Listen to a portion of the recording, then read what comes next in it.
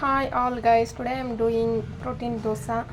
ಅದಕ್ಕೆ ಬೇಕಾಗುವ ಇಂಗ್ರೀಡಿಯೆಂಟ್ಸ್ ಹೆಸರುಬೇಳೆ, ಅಕ್ಕಿ, ಕೊತ್ತಂಬರಿ ಸೊಪ್ಪು, ಶುಂಠಿ, ಜೀರಿಗೆ, ಮೆಣಸಿನ್ಕಾಯಿ.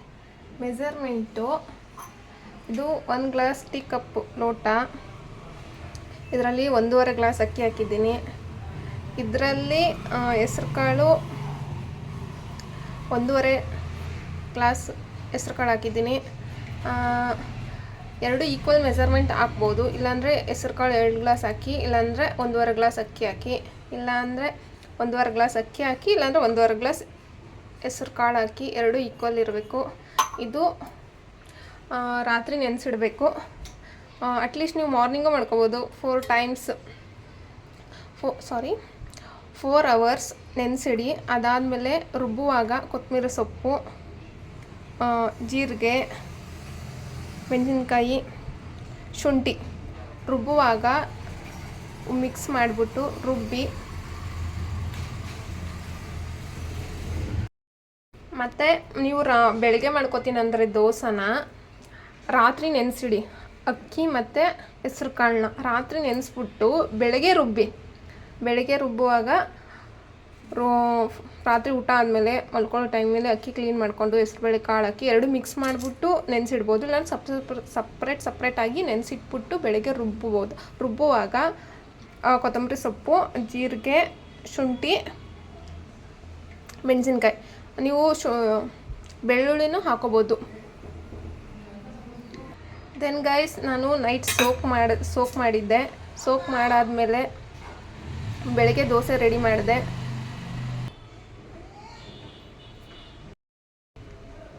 ನಾನು ನೈಟ್ ಸೋಕ್ ಮಾಡಿ ಇವಾಗ ರುಬ್ಬಿದ್ದೀನಿ. ಇದಕ್ಕೆ ನೀವು ಸ್ವಲ್ಪ ಉಪ್ಪು ಹಾಕ್ಕೋಬೇಕು. ನಿಮ್ಗೆ ಎಷ್ಟು ಬೇಕೋ ಅಷ್ಟು ರುಚಿಗೆ ತಕ್ಕಷ್ಟು ಉಪ್ಪು ಹಾಕ್ಕೊಳ್ಳಿ.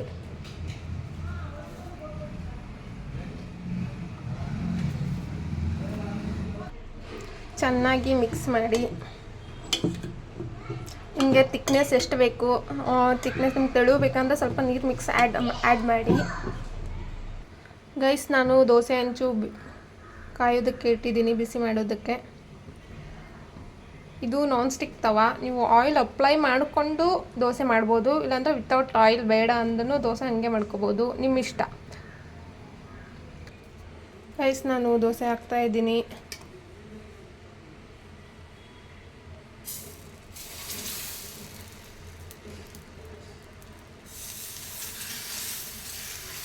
ನಿಮ್ಗೆ ಎಷ್ಟು ಅಗಲ ಬೇಕೋ ಅಷ್ಟು ಅಗಲ ಮಾಡ್ಕೊಳ್ಳಿ. ತೆಳ್ಳಗೆ ಬೇಕಂದ್ರೆ ತೆಳ್ಳಗೆ, ದಪ್ಪ ಬೇಕಂದ್ರೆ ದಪ್ಪಗೆ. ಇದ್ರ ಮೇಲೆ ತುಪ್ಪ, ಆಯಿಲು, ನಿಮ್ಗೆ ಯಾವ್ದು ಇಷ್ಟ ಆಗುತ್ತೆ ಅದು ಹಾಕ್ಕೊಳ್ಳಿ. ತುಪ್ಪ ಇಷ್ಟದವ್ರು ತುಪ್ಪ ಹಾಕ್ಕೊಳ್ಳಿ, ಆಯಿಲ್ ಬೇಕಾದವ್ರು ಆಯಿಲ್ ಹಾಕ್ಕೊಳ್ಳಿ. ಇದು ನಾನ್ ಸ್ಟಿಕ್ ತವ ಅಲ್ವಾ, ಅದು ಆಯಿಲು ಅಪ್ಲೈ ಮಾಡಿಬಿಟ್ಟು ಹಾಕೋಬೋದು. ಇಲ್ಲಾಂದರೆ ನಿಮಗೆ ಮೇಲ್ಗಡೆ ಹಾಕೋತೀನಿ ಅಂದರೆ ಮೇಲ್ಗಡೆ ಹಾಕ್ಕೊಳ್ಳಿ, ನಿಮ್ಮ ಇಷ್ಟ ಅದು. ನನಗೆ ಇದು ಮೇಲ್ಗಡೆನೇ ಹಾಕೋಕ್ಕೆ ಸರಿ. ಯಾಕೆ, ಅದು ನಾನ್ ಸ್ಟಿಕ್ಕು ಅಲ್ವಾ, ಆಯಿಲ್ ಕೆಳಗಡೆ ತಗೋಕ್ಕೆಲ್ಲ ಮತ್ತೆ ಆಯಿಲ್ ಆಗುತ್ತೆ. ನಿಮ್ಮ ಇಷ್ಟ, ನಿಮ್ಗೆ ಹೆಂಗೆ ಬೇಕು ಹಂಗೆ ಹಾಕ್ಕೊಳ್ಳಿ. ತುಪ್ಪ ಇಷ್ಟ ಆದವ್ರು ತುಪ್ಪ ಹಾಕ್ಕೊಳ್ಳಿ. ಮತ್ತು ಇದು ಸ್ಟೀಮ್ ಆಗಬೇಕು, ಅದಕ್ಕೆ ಇದ್ರ ಮೇಲೆ ಪ್ಲೇಟ್ ಮುಚ್ತಾ ಇದ್ದೀನಿ. ಗೈಸ್, ಸ್ಟೀಮ್ ಆಗಿದೆ ದೋಸೆ, ಅದ್ರ ಮೇಲೆ ಪ್ಲೇಟ್ ಮುಚ್ಚಿದೆ. ನೀವು ಯಾವುದೇ ದೋಸೆ ಮಾಡಿದ್ರು ಫಸ್ಟು ನೀವು ಪ್ಲೇಟ್ ಮುಚ್ಚಿ, ಅದು ನೀಟಾಗಿ ಬೇಯುತ್ತೆ, ಸ್ಟೀಮ್ ಆಗುತ್ತೆ.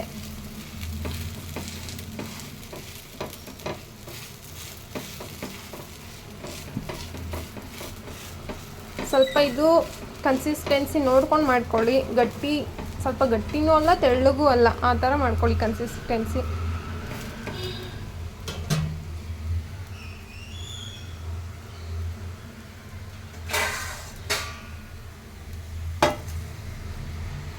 Guys, ready to serve guys. ನೀವು ಚಟ್ನಿ ಚಟ್ನಿ ಜೊತೆ ತಿನ್ನಿ, ಚಿಕನ್ ಗ್ರೇವಿ ಜೊತೆ ಆದರೂ ತಿನ್ನಿ. ಇದಕ್ಕೆ ಎಲ್ಲ ಮೆಣಸಿನ್ಕಾಯಿ, ಶುಂಠಿ ಎಲ್ಲ ಹಾಕಿರ್ತೀವಿ. ಇದಕ್ಕೆ ಏನು ರಿಕ್ವೈರ್ಮೆಂಟ್ ಇರಲ್ಲ, ನಂಚ್ಕೊಳ್ಳೋ ಹಾಗೇ ತಿನ್ಬೋದು, ನಿಮ್ಮ ಇಷ್ಟ.